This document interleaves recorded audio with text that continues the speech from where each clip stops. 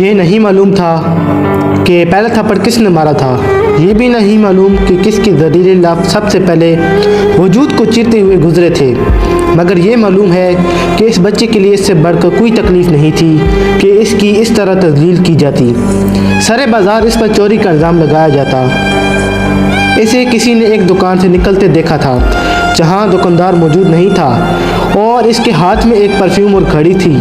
کسی نے اس سے وضاحت نہیں مانگی، اسے صفائی کا موقع نہیں دیا، بس اس پہ چوری کا الزام لگا کر سب نے اسے پکڑ لیا تھا، اور پھر اسے پکڑتے ہی سب کو اپنی دکان سے گم ہوئی پرانی چیزیں بھی یاد آنے لگیں۔ پھر کسی ثبوت ڈھونڈے بغیر سب اپنی اپنی دکانوں سے گم ہوئی چیزوں کا چوری کا الزام اس پہ لگاتے گئے، کیونکہ الزام لگانا کون سا مشکل کام ہے، مشکل تو الزام کو ثابت کرنا ہے، مگر ہمارے یہاں تو بس الزام لگانا ہی کافی ہوتا ہے، ثابت کرنے کی تو ضرورت ہی نہیں ہوتی۔ سب جوانوں بوڑھوں نے اپنے بھرے بازار میں اس بچے پہ کی جانے والی مار پیٹ پر بڑھ چڑھ کر حصہ لیا۔ پولیس کو بلایا گیا اور اس چھوٹے بچے کو کسی عادی مجرم کی طرح تھانے لے جایا گیا۔ اس کا گریباں کسی کے ہاتھ میں تھا تو قمیص کا پلو کسی کے ہاتھ میں۔ سب لوگ اس پر تھو تھو کر رہے تھے۔ بڑھتے الزامات کے ساتھ تذلیل بھی بڑھتی جا رہی تھی، لیکن کسی کو پرواہ نہیں تھی کہ اس بچے پہ کیا گزر رہی ہے، یا اس بچے کی آنے والی زندگی پر یہ سارا منظر کتنا اثر انداز ہوگا۔ سب لوگ بس تماشے کا حصہ بنے اور اس تماشے میں بڑھ چڑھ کر حصہ لے رہے تھے۔ بچے کا باپ تھانے آیا تو ایک ایک الزام لگانے والے کو اس کے ہر نقصان کا ازالہ کرنے کا وعدہ کرتا گیا۔ کوئی ثبوت نہیں مانگا، اسے جان چھڑانے کی کوشش تھی۔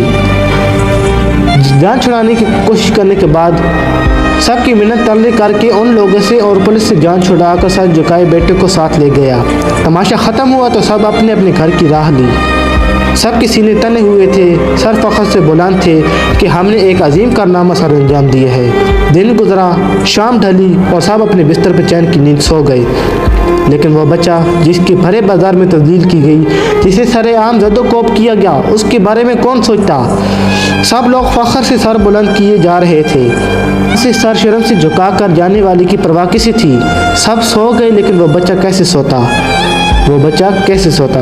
اسے معلوم تھا کہ یہ تذلیل اب ساری عمر سہنی ہوگی، یہ داغ ہمیشہ ماتھے کا کلنک بن کر رہے گا۔ میرے ماں باپ میری وجہ سے سب سے نظر چراتے پھریں گے۔ بستر پر کروٹیں لیتا وہ بچہ کیسے سو جاتا؟ وہ لمبی رات اس بچے نے کس تکلیف میں گزاری ہوگی، اس کا اندازہ کیسے کرے کوئی؟ صبح ماں ناشتے پہ بلاتی ہے، لیکن بچہ ناشتے کی ضرورت سے آگے بڑھ چکا ہے۔ وہ ناشتہ کرنے کے بجائے گھر سے باہر نکل جاتا ہے۔ ماں آوازیں دیتی ہوئی پیچھے آتی ہے، بچہ دریا کے پل پر چڑھ جاتا ہے۔ ماں آوازیں دے رہی ہے، مگر بچے کو اپنے جسم پر لگی ہوئی کلنک دھونی ہے۔ وہ پل سے دریا میں چھلانگ لگاتے ہوئے پلٹ کر ماں کی طرف دیکھتا ہے، الوداعی ہاتھ ہلاتا ہے، اور اس سے زیادہ اسے مہلت نہیں ملتی۔ اس کا جسم دریا کے یخ پانی میں ڈوبتا چلا جاتا ہے۔ ماں چیختی ہوئی بیٹے کی طرف بھاگتی ہے، بیٹا بیٹا بیٹا۔ اس کا بیٹا اس کی آنکھوں کے سامنے جان کی بازی ہار رہا ہے، اسے دیکھ کر ہاتھ ہلا رہا ہے، مگر وہ اسے بچا نہیں سکتی۔ اس کے بیٹے تک پہنچنے سے پہلے ہی دریا کی تیز موجیں بچے کے جسم کو کہیں سے کہیں پہنچا دیتی ہیں۔ سب بچے کے بے جان لاش کو ڈھونڈنے میں مگن ہیں، اور کسی کو خبر نہیں کہ بچے کے تکیے کے نیچے اپنی بہن کے نام ایک چھوٹا سا پیغام درج ہے، جس میں لکھا تھا، sorry my sister, I love you.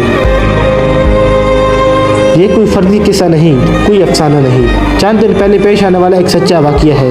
بچے کا نام تنویر ضیاء تھا۔ بچے کا باپ ان سب دکانداروں کے خلاف مقدمہ درج کروا چکا ہے جو چوری کا الزام لگانے میں پیش تھے، لیکن اب اس سب سے کیا حاصل؟